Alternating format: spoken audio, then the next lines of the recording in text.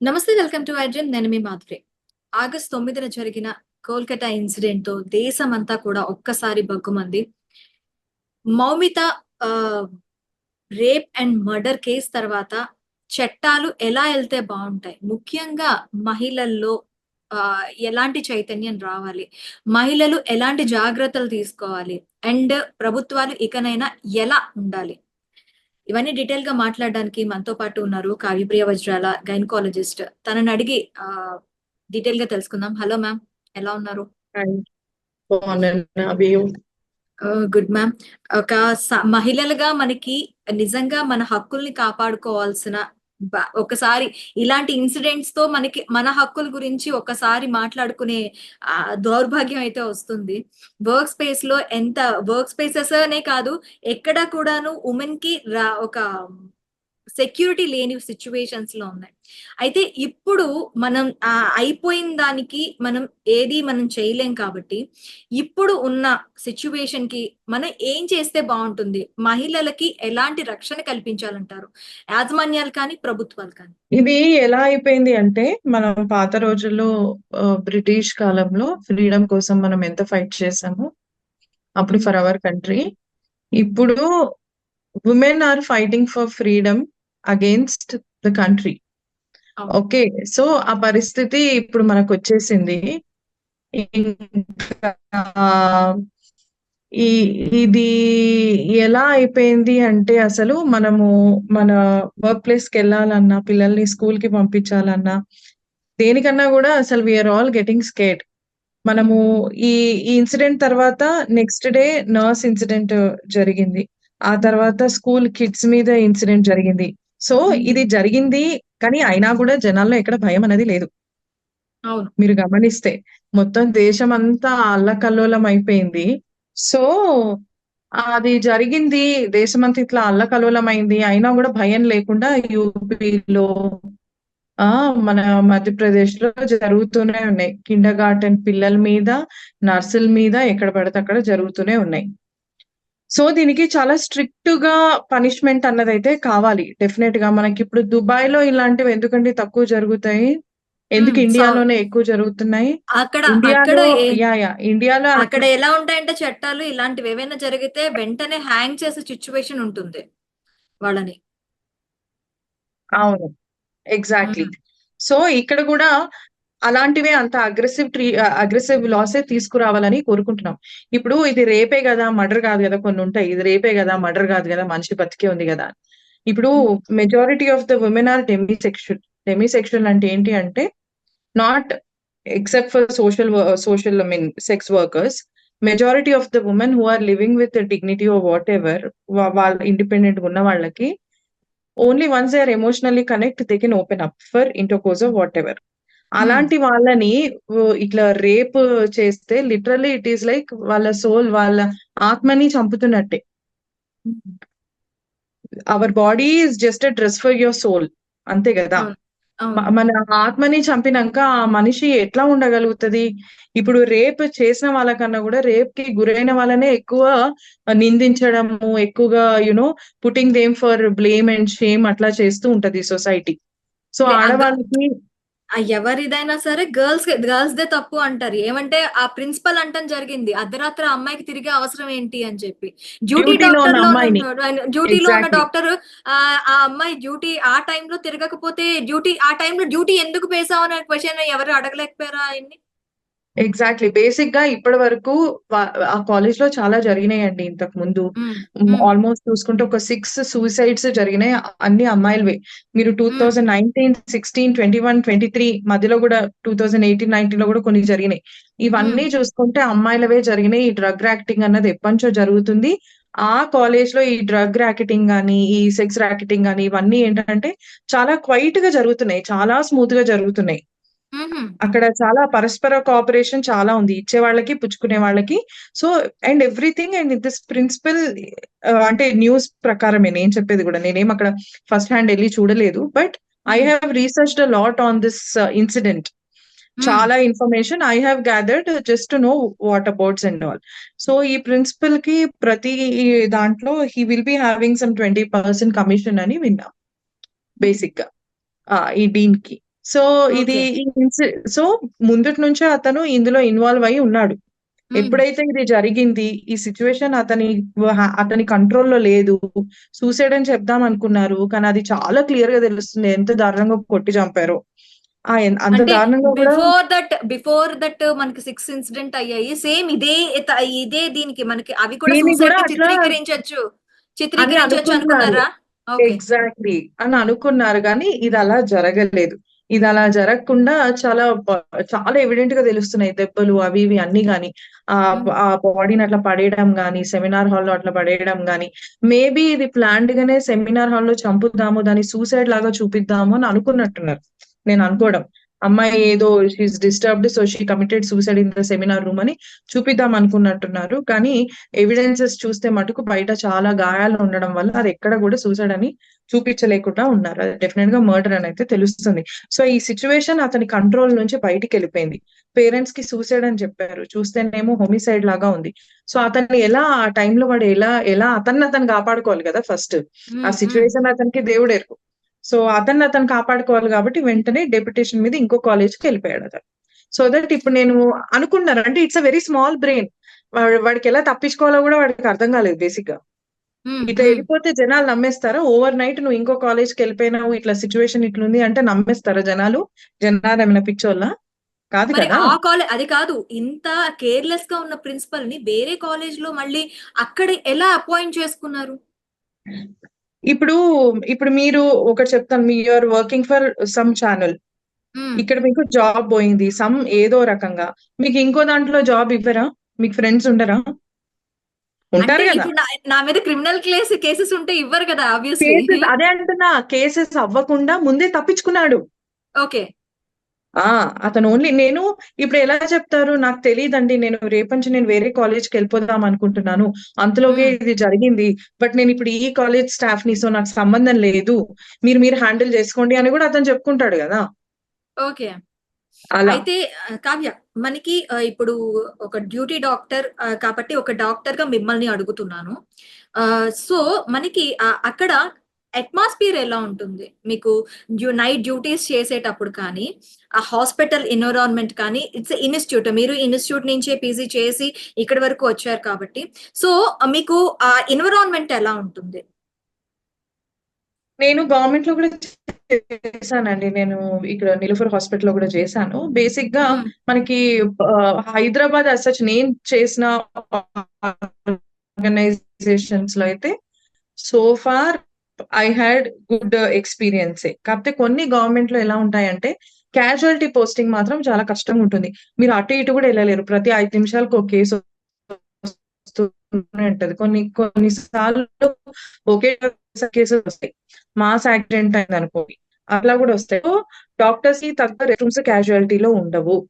And అది ఎక్కడన్నా పాత ఓల్డ్ ఫ్యాషన్డ్ మెడికల్ కాలేజ్ అయితే అసలకే ఉండవు వసతులు. నేను ఉస్మానియాలో చూసాను, కాకతీయ మెడికల్ కాలేజ్‌లో చూసాను. పడుకోవడానికి రూమ్స్ సరిగ్గా ఉండవు. ఒక బెడ్ మీద ఇద్దరు, ముగ్గురు పడుకోవాలి. ఆ ఇద్దరు, ముగ్గురు పడుకుంటున్నారంటే ఇద్దరు, ముగ్గురు ఇంకా కుర్చీలోనే కూర్చొని పడుకోవాలి. హ్మ్. అలా ఉంటుంది పరిస్థితి. రెస్ట్ రూమ్స్ గూడా సరిగ్గా ఉండవు. ఫుడ్ గూడా సరిగ్గా ఉండదు. చెప్తున్నాను గదా! హ్మ్. ఆహ్, వ హ్మ్. వాళ్ళు పెట్టే ఆ ఎన్విరాన్మెంట్‌లో ఆ ఫుడ్ తినాలంటే మనకే కడుపులో తిప్పుతది. హ్మ్. సో, డాక్టర్స్‌కి స్ట్రెస్ ఎక్కువ. ఎంత వాళ్ళు హెల్త్ వర్కర్స్ అయినా గూడా వాళ్ళ హెల్త్ గూడా కొన్ని సార్లు చాలా ప్రాబ్లమ్ అవుతూ ఉంటది స్ట్రెస్ వల్ల. సో, ఇంత మనము తిండి, నిద్ర, ఫ్యామిలీ టైము, పర్సనల్ టైము అన్నీ సాక్రిఫైస్ చేసుకొని డాక్టర్ అవ్వాలనుకున్న వాళ్ళకి ఇలాంటి ఇన్సిడెంట్స్, ఇలాంటి వసతులు, ఇలాంటి environment is a very bad motivator బేసిక్‌గా. అవును. ఇలాంటియన్నీ చూసి కూడా చాలా మంది యువత ఎంత టాలెంట్ ఉన్నా గూడా డాక్టర్ అవ్వాలి ఇలాంటి పరిస్థితుల్లో జూసి చాలా మంది డీమోటివేట్ అయిపోయి they are going to different fields. Hmm. And hmm. ఒకటి గుర్తుంచుకోండి డాక్టర్ అన్నది ఏదో మనీ మేకింగ్ లాగా అయితే కాదు. It There are is a many pure other service. professions. Yes, it's a service. Of course, we also need money for our livelihood gada. హ్మ్. But money will be there, but money is very much there in other professions. అవును. అన్ని వదులుకొని ఇంత safety లేకుండా దేశాన్ని ఉద్ధరించడానికి ప్రాణాలు పోగొట్టుకోవాలంటే యువత ముందుకొస్తుందా రేపట్లో? ఇప్పుడు ఈ జనరేషన్ వాళ్ళకి డాక్టర్స్ ఉన్నారు. మేము రేపు ఓల్డ్ అవుతాం. రేపు ఎట్లాంటి డాక్టర్స్ మా మీద ట్రీట్ చేస్తారో అన్న భయం మాకుంది ఫస్ట్ ఆఫ్ ఆల్. హ్మ్. అర్థమవుతుందా? And so many medical colleges, I'm just taking this as an opportunity to tell, చాలా మెడికల్ కాలేజెస్ వచ్చినాయి. మెడికల్ ఎడ్యుకేషన్ కూడా చాలా డైల్యూట్ అయిపోయింది.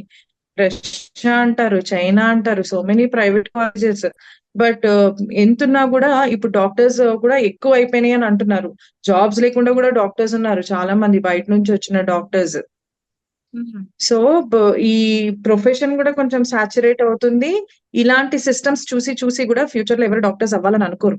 ఒకవేళ మనకి గవర్నమెంట్ మంచి వసతులు ఇస్తున్నాయి, మీకు ఒక సెక్యూర్డ్ ఫ్యూచర్ ఉంటది అన్నా కూడా ఏమన్నా ఆలోచించొచ్చేమో గానీ, అన్ని రకాలుగా ఎలా ఉందంటే, ఒక మనిషిని ఒక 10 కత్తులు తీసి పొడిస్తే ఎలా ఉంటది అలా ఉంది బేసిక్ గా డాక్టర్ ప్రొఫెషన్ ఇప్పుడు. అందులో ఈ అమ్మాయి ఇన్సిడెంట్ తర్వాత అయితే ఐ డోంట్ థింక్ చాలా మంది డిమోటివేట్ అవుతారు. అయ్యా డాక్టర్ కావ్య. ఎస్. ఎస్. ఇప్పుడు మనకి హాస్పిటల్స్ యాజమాన్యం కానీ, నాట్ ఓన్లీ హాస్పిటల్ యాజమాన్యం, మహిళా వర్కర్స్ పనిచేస్తున్న అట్మాస్ఫియర్ లో ఎలాంటి చట్టాలు తీసుకొని రావాలి అంటారు? First posh, have you heard about posh training విన్నారా మీరు? లేదు. It's a policy against sexual harassment at your work place. Okay. So first ఇప్పుడు ఇక్కడేదో రేపిస్ట్ వచ్చి చేశాడు అని కాదు, మనకి వర్క్ ప్లేస్ లో కూడా చాలా మంది they try to provoke girl sexually. Okay, మనని కొంచెం సెక్షువల్ గా హరాస్ చేయడానికి కొంచెము, నేను వర్క్ చేసిన పెద్ద పెద్ద హాస్పిటల్స్ లోనే ఇలాంటివి జరిగినాయి. బట్ స్టిల్ అక్కడ రెవెన్యూ మేకింగ్ డాక్టర్స్ అని చెప్పి ఆడవాళ్ళ నోట్లు మూయిస్తారు.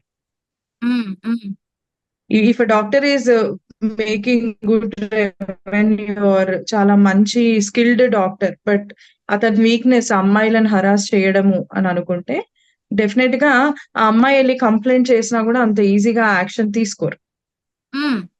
తీసుకోకుండా అతన్నే సపోర్ట్ చేస్తారు. ఆ అమ్మాయిని నోరు మూసుకోమ్మా అని చెప్తారు. Because they will lose a revenue making doctor. ఇది చాలా పెద్ద పెద్ద హాస్పిటల్స్ లోనే జరిగింది. I don't want to name that hospital. So కాకపోతే అమ్మాయి స్ట్రాంగ్ ఉంటే అమ్మాయి ఎక్కడి వరకన్నా వెళ్తుంది, షీ టీమ్స్ అప్రోచ్ అవుతుంది, వాళ్ళని ఎట్లన్నా పనిష్ చేస్తుంది. అదే అమ్మాయి వీక్ మైండెడ్ అనుకోండి, చాలా సెన్సిటివ్ మైండెడ్ అనుకోండి, సూసైడ్ చేసుకుంటారు. అర్థమవుతుంది. ఆమెకు జరిగిన అవమానం గానీ, ఆమెకు జరిగిన అవమానానికి సపోర్ట్ లేకపోవడం గానీ, మేనేజ్మెంట్ అలాంటివన్నీ గనక ఉంటే డెఫినెట్ గా సూసైడల్ టెండెన్సీస్ వస్తాయి ఆ అమ్మాయికి. కొంచెం కామన్ సెన్స్ ఉన్న వాళ్ళు ఏంటంటే, ఇక్కడ డిగ్రీ కాకపోతే ఏముందిలే, వేరే దగ్గరికి వెళ్ళి మనం డిగ్రీ తెచ్చుకోవచ్చు అని అనుకుంటారు. ఇక్కడ వదిలేద్దాము, నష్టపోయాము, సరే నోరు మూసుకొని ఇంకో దగ్గరికి వెళ్ళి మనం పని చేసుకుందాం అనుకుంటారు. సో ఇట్లా డిఫరెంట్ మెంటాలిటీస్ ఉంటారు. సెన్సిటివ్ మైండ్ ఉన్న వాళ్ళకి సరిగ్గా ఇలాంటి వాటి అపోజ్ చేసే శక్తి లేకపోయినా, అండ్ మేనేజ్మెంట్ నుంచి సరిగ్గా సెక్యూరిటీ లేకపోయినా కూడా we will lose some good doctors or good professionals. So ఈ పాష్ ట్రైనింగ్ అన్నది every month upgradation and updating అన్నది తీసుకోవాలి. ఓకే, అర్థమవుతుందా? ఇప్పుడు మనకి ప్రతి నెల చిన్నపిల్లలకి యూనిట్ టెస్ట్ పెట్టి వాళ్ళ ప్రోగ్రెస్ ఎట్లా అని చూస్తూ ఉంటారు. అవును.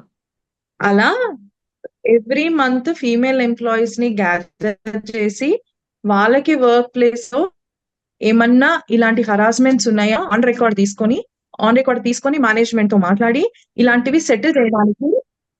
ఇలాంటివి సెటిల్ చేయడానికి ఆ కమిటీ అన్నది ఇంకా యాక్టివ్ గా అవ్వాలి అని నేను కోరుకుంటున్నాను. ఓకే. ఓకే. అయితే ఈ కేసు ఒక డాక్టర్ గా ఇప్పుడు సాటి డాక్టర్ కి అయ్యింది. సో మీరు ఇలాంటివి చూసే వచ్చి ఉంటారు చాలా వరకు. ఇలాంటి సిచ్యువేషన్స్ అన్ని మీకు కాకపోయినా మీ చుట్టుపక్కల ఉన్న వాళ్ళకి ఇలాంటి సిచ్యువేషన్స్ అనేవి చూసి వచ్చి ఉంటారు. సో మీరు ఏమనుకుంటున్నారు? అంటే ఈ కేసులో ఎలాంటి న్యాయం జరిగితే బాగుంటుందంటారు? ఈ కేసులో ఫస్ట్ హానెస్ట్ సిబిఐ ఇన్వెస్టిగేషన్ అన్నది జరగాలి. ప్రతిదీ నౌ దట్ ఇంత జరిగిన తర్వాత ఎవరు no fool will trust that CM, Bengal CM. So దీన్ని పిఎం మోదీ గారే చాలా పర్సనల్ గా తీసుకొని హానెస్ట్ సిబిఐ ఇన్వెస్టిగేషన్ చేయించి, ఇది not just rape or murder, దీని వెనక ఎంతో మంది యువత భవిష్యత్తు ఉంది. అక్కడ జరిగే సెక్స్ ర్యాకెట్ గానీ, అక్కడ జరిగే ఆర్గన్ ర్యాకెట్ గానీ, అక్కడ జరిగే డ్రగ్ ర్యాకెట్ గానీ, ఏదైనా కూడా ఇవన్నీ డెమాలిష్ చేసి ఒక మెడికల్ కాలేజ్ లాగా దాన్ని మళ్ళీ to regain its name and fame back అలా చేసి, ఇక్కడ ఎవరైతే నిందితులు ఉన్నారో వాళ్ళకి కఠిన శిక్షనే ఇవ్వాలి. అంటే నేను ఇంతకుముందు చాలా ఇంటర్వ్యూస్ లో చెప్పాను, ఒక్క దెబ్బలో ఎన్కౌంటర్ చేయటం కాదు, వాళ్ళని ఎట్లా అయితే అమ్మాయిని అంత దారుణంగా హరాస్ చేశారో అట్లా organ by organ, limb by limb వాళ్ళని కొంచెం డిజేబుల్ చేసి వాళ్ళే చంపేయండి చంపేయండి అనేంత వరకు టార్చర్ పెట్టి హరాస్ చేసి చంపేయాలి. బికాజ్ ఆ అమ్మాయి ఎంత నరకయాతన అనుభవించుంటది అన్నది మన ఊహకి మించింది. You can't even imagine me dreams లో కూడా ఒక ఒక మనిషిని అంత దారుణంగా చంపగలరు అని. అప్పుడు నిర్భయ, తర్వాత మళ్ళీ ఈ అమ్మాయిది. నిర్భయకు కూడా 4 ఏళ్ల తర్వాత న్యాయం వచ్చింది. బట్ వాళ్ళని ఎన్కౌంటర్ ఉరి తీశారు. ఏం లాభం? ఆ నిర్భయ పోతే ఇప్పుడు ఇంకొకటి రాలేదా? బేసిక్ గా అగ్రెసివ్ అప్రోచ్ ఉండాలి. చాలా అగ్రెసివ్ వర్కప్ ఉండాలి. అగ్రెసివ్ ఇన్వెస్టిగేషన్ ఉండాలి. వెంటనే పట్టుకొని వాళ్ళని చాలా అగ్రెసివ్ గా పనిష్మెంట్ చేస్తేనే ఎవరికన్నా ఈ పనిష్మెంట్ అవతల వాళ్ళకి భయం తీసుకురావాలి ఇంకొకరి. అండ్ ఇది నాట్ జస్ట్ దిస్ ఇన్సిడెంట్ అండి. ఇప్పుడు ఆ నర్సుకి కూడా జరిగింది. వెరీ నెక్స్ట్ డే ఆఫ్టర్ 2 డేసే ఒక నర్సుకి జరిగింది. ఇన్ 3 to 4 డేసే కిండర్ గార్టెన్ పిల్లలకు జరిగింది. ఉమ్, ఏజ్ కి సంబంధం లేకుండా, ప్రాంతానికి సంబంధం లేకుండా ఆడవాళ్ళని ఇంత దారుణంగా హరాస్ చేయడం అన్నదైతే ఇట్ ఈస్ రియలీ పాథటిక్. మరి ఈ కంట్రీలో బతకాలా, మనం ఎక్కడికన్నా పారిపోవాలా అర్థమైతే కావట్లేదు. కావ్య ఇంకోటి కావ్య గారు, మనకి అక్యూజ్ గురించి చూసుకుందాం. ఏంటి అంటే నాకు హ్యాంగ్ చేయండి అంటూ వచ్చాడు. తనకి 4 మ్యారేజెస్ అయ్యాయి. 3 మ్యారేజెస్ లో వైఫ్స్ తట్టుకోలేక, వాటి టార్చర్ ని తట్టుకోలేక 3 వైఫ్స్ ని వదిలేశారు. ఇంకొక వైఫ్ వచ్చేసి క్యాన్సర్ తో చనిపోయింది. ఈయన మానసిక పరిస్థితి కూడా బాలేదు అని చెప్పి సర్టిఫికేట్ ఇవ్వటం జరిగింది. ఒక మానసిక పరిస్థితి బాలేదు అని తెలిసిన ఒక మనిషిని, ఒక కాలేజ్ అంటే కాలేజ్ అట్మాస్ఫియర్, హాస్పిటల్లోనే ఒక మెంటల్లీ డిసేబుల్డ్ పర్సన్ ని పెట్టుకోవడం మనం ఎలా చూడాలి అంటారు? ఆయన వాడు మెంటల్లీ డిజేబుల్డ్ పర్సన్ కాదేమో, వాడు ఓన్లీ ఒక personality disorder. Um, okay, he is anti social personality, he is impulsive and explosive personality. Um, um, వాడికి ఎలా డబ్బులు తెచ్చుకోవాలి, పోలీసు వాళ్ళకి ఎట్లా పనిచేయాలి, ఇన్ఫ్లుయెన్స్ ఎట్లా తెచ్చుకోవాలి తెలుసు వాడికి. ఉమ్, ఉమ్, అంతేగాని ఒక మనిషికి ఎట్లా ఉండాలి, ఎంత ఈ డ్రగ్ దాంట్లో ఎంత వాడు ఇన్వాల్వ్ అయి ఉన్నా కూడా ఒక మనిషిని ఎంతవరకు హార్మ్ చేయొచ్చు అన్నవి బౌండరీస్ లేకుండా ఉన్నాయి. అండ్ వాడొక్కడు చేసింది కాదు ఇది. వీడు దాంతోటి ఇంకా చాలా మంది ఉన్నారు. కాకపోతే వీడికి ఎవరు లేరు కదా, సో అందరు చెప్పుండి ఏముందిరా, నేను కావాలంటే బయటికి తీసుకొస్తాము, నీకేం ఉరి వేయించము, నువ్వు మాత్రం నేనే అని చెప్పేసి నువ్వు జైలుకి వెళ్ళిపో, తర్వాత చూసుకుందాము అని చెప్పి తర్వాత some 3 people have left to Canada అని కూడా ఒక న్యూస్ ఉంది. ఉమ్, ఉమ్. చేసిన వాళ్ళు కెనడాకి వెళ్ళిపోయారు అని కూడా న్యూస్ ఉంది మనకి. So okay. He's only being portrayed so that వాళ్ళు దొరకకుండా ఉండటానికి.